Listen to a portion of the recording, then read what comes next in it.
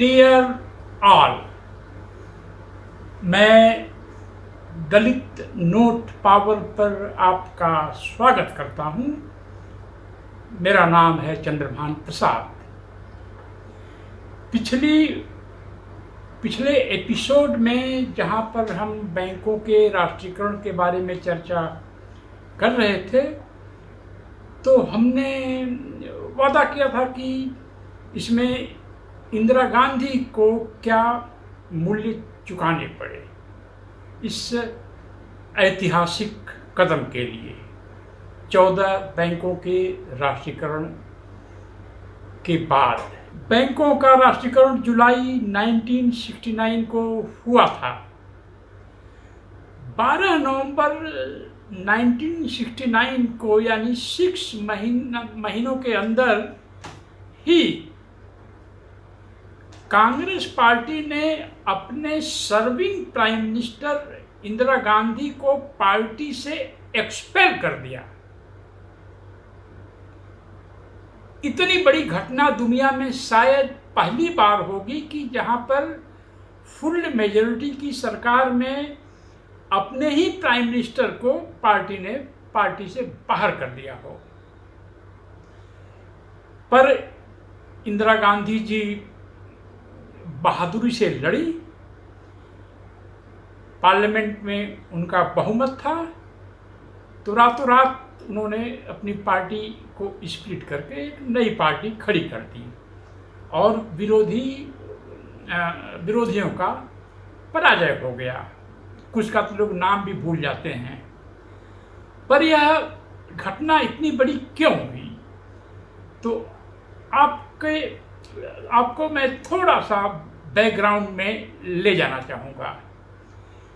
लाल बहादुर शास्त्री 1966 जनवरी में prime minister का पद संभालते हैं, क्योंकि पंडित जवाहरलाल नेहरू की 1964 में डेथ हो जाती है। ये 2 साल पद पर रहते हैं। 2 साल बाद इनकी भी डेथ हो जाती है। फिर इंदिरा गांधी को कांग्रेस पार्टी में प्रधानमंत्री बनाया गया और उस समय इंदिरा गांधी को लोग गूंगी गुड़िया बोलते थे। और जिन लोगों ने इनको प्रधानमंत्री बनवाने का काम किया, वही लोग कांग्रेस के भीतर एक नया गुट बना लिए, जिसे बोला जाता था सिंडिकेट। यह गुट जो है इंदिरा गांधी के हर वेलफेयर मेजर्स वाले कदम का विरोध कर रहे थे। इस गुट के नेता थे एस निजलीगप्पा, जो कर्नाटक के चीफ मिनिस्टर रह चुके थे। बहुत बड़े बिजनेस लॉबी के नेता बॉम्बे के एस.के. पाटिल, एन. संजीवा रेड्डी, ये भी आंध्रा के चीफ मिनिस्टर रह चुके थे। बंगाल के अतुल घोष और गुजरात से मुरारजी देसाई, जो बॉम्बे स्टेट कभी हुआ करता था, उसके प्राइम मिनिस्टर रह चुके थे। इन लोगों का गुट जो है इंदिरा गांधी के हर प्रगतिशील पॉलिसी की खिलाफत करना था और बैंकों का राष्ट्रीयकरण तो एक इनके हिसाब से भारत को तोड़ने वाला था। तो इसी प्रोसेस में जब विद इन कांग्रेस जो बैटिल शुरू हो गई थी, तो उसी समय जो भारत के राष्ट्रपति थे, उनका जो है देहांत हो जाता है और उनकी जगह वीवी गिरी को एक्टिंग प्रेसिडेंट बनाया जाता है। वीवी गिरी के लिए फिर चुनाव होता है।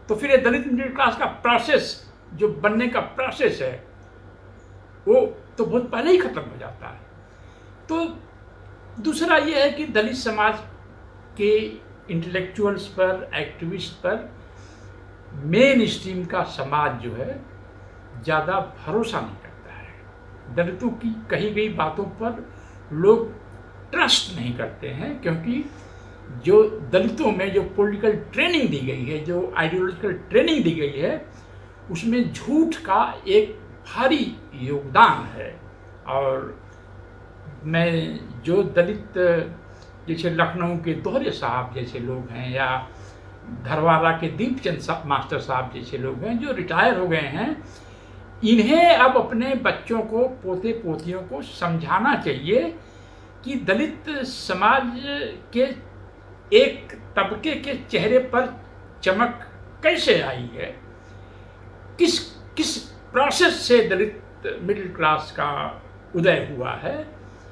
अगर हम ये नहीं जानेंगे तो जो बाबा साहब के संघर्षों से जो कुछ हमें मिला था, वो धीरे धीरे खत्म हो जाएगा और हमें इस बात की तकलीफ भी नहीं होगी, क्योंकि हमें लगता है कि ये तो लड़ाई किसी ने और ने लड़ कर दी है, अब ये जा रही है, तो हम इसमें हम क्या कर सकते हैं। तो ये बात मैं आपके सामने रखना चाहता था। अगले एपिसोड में इंश्योरेंस कंपनीज का, life insurance company, general insurance का कैसे राष्ट्रीयकरण हुआ और कैसे इंश्योरेंस राष्ट्रीयकरण के वजह से दलित समाज में नौकरी पाने वालों का एक बड़ा तबका खड़ा हुआ है। तो मैं अपनी बात समाप्त करना चाहता हूँ। कृपया इस वीडियो को फॉरवर्ड करिए, सब्सक्राइब करिए, और इसमें कंट्रीब्यूशन का एक अकाउंट नंबर दिया है, उसमें 100 रुपये, 50 रुपये, 10 रुपये, 1000 रुपये, जो भी हो जिसके पास, जो इस वीडियो को पसंद करते हैं और चाहते हैं कि यह काम सालों साल चलता रहे, तो कृपया कंट्रीब्यूट भी करिए। जय भीम, जय भारत।